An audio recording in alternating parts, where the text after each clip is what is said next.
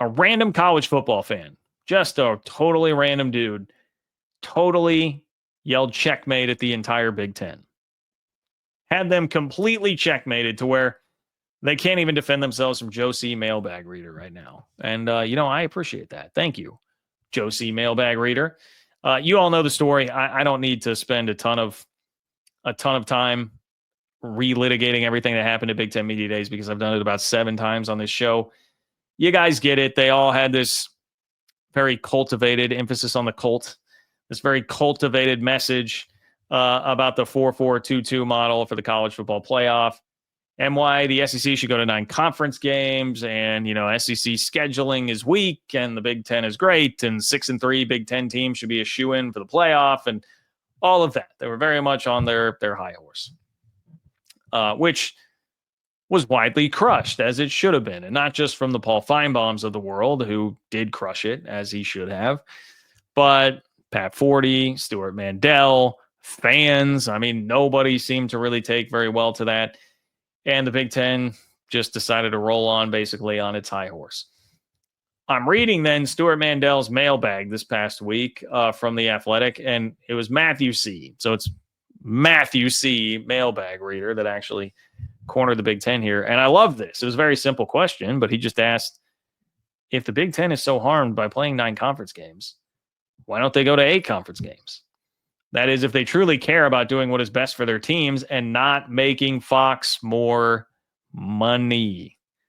Matthew C., my guy, you just completely checkmated them. I would love to have given Matthew the mic at Big Ten Media Days at Tony Petitti's press conference. Get him that mic and have him ask that question that exact same way and see what Tony Petitti would have done, because that is just, that's it. Like, that's the issue. If it's all about here justice for Big Ten schools and giving them as much of a shot to make the playoff as anybody else, then yeah, you've got the power to just drop to 8 games. You make fun of the SEC schedules. Indiana is picking up Kennesaw State for Virginia because they say we want an SEC schedule. Okay, well, there you go. One of your teams is already trying to operate like that. Why not just drop a conference game, pick up a non-con? Now, if you want a nice spin zone here to really dig at the Big Ten, I would say, well, for about 2/3 of the conference, that would actually make their schedule tougher if they added, say, an FCS team instead of whatever Big Ten team would be dropped from their schedule, because 2/3 of that conference is not very good. But I don't think that's really the issue here. The issue is Fox, man. The issue is Fox. Mandel wrote this and brought this up. Scheduling seems like a secondary concern for Petitti. Even when a reporter asked him, quote, is it a must in your mind that the power conferences must play the same number of conference games? He said, quote, it's not a must. Each league will decide what they think the best conference schedule is for them before launching into a pitch for, quote, a system with allocated spots.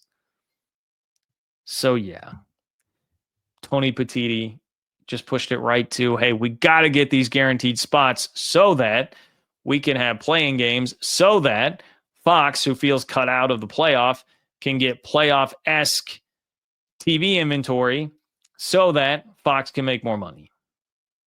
Follow the money. Always follow the money. That's where we're at. And Tony Petitti is the most overly transparent, overtly transparent puppet of TV that really we have seen.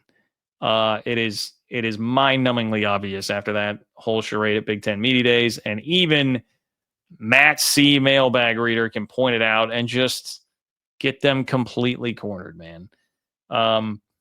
Look, here's the deal. If you want to go to 8 games, yes, you could say, well, John, look, if the Big Ten went to 8 games, they would lose some money themselves because Fox would not want to pay as much.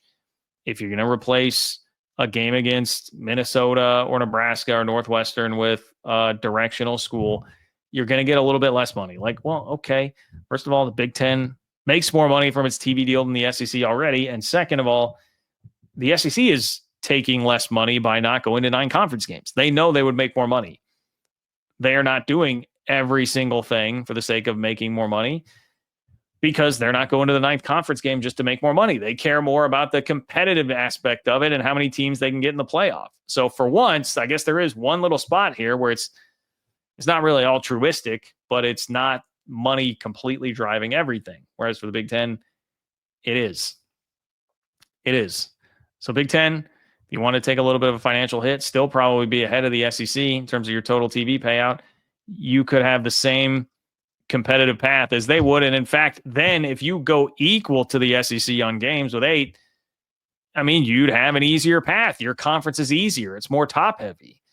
The odds are you would have an easier schedule every single year than whatever, name your SEC counterpart. You'd be in a much better spot if what you're concerned about is losing less games, which seems to be the definite idea there. Okay. But you know that they won't do it. You know that they won't do it because they want the playing games, which is what Fox wants. So it's very obvious what's driving Tony Petitti here. And that part, I think everybody has really figured out. The weird part is it's like Petitti has this all orchestrated where he has his puppeteer, his puppets, right? So Petitti is both puppet and puppeteer. He's pulling all the strings on all these coaches, like James Franklin. Go up there and say this. Kurt Signetti, go and say the SEC schedules thing. What is the incentive for those coaches? Why do the coaches care about Fox getting these play-in games and therefore Fox getting more money? I don't understand why they're on board with that idea. Hell, the SEC coaches were smart enough to say, we don't want 4-4-2-2 because we don't want those playing games because that's an extra game of wear and tear on our players' bodies at a high level. And if we're now having to go through an expanded playoff, which again is something the Big Ten has pushed for and wants even more expansion on, creating more games and a longer season and a longer path, the coaches are saying, look, there's only so much of this we can take. That's not good for us if we do that. But yet the Big Ten coaches are just like completely complicit in this. The Big Ten coaches are like, yeah, fine, let's go. Let's grease the skids for Fox, man. Let's go make Fox some more money, dude. Let's go make sure Fox can pay Matt Groening more money to make The Simpsons for a 38th straight year. Let's do it. I'm on board with that. My name is Lincoln Riley, and I endorse this message. I don't really get it, man.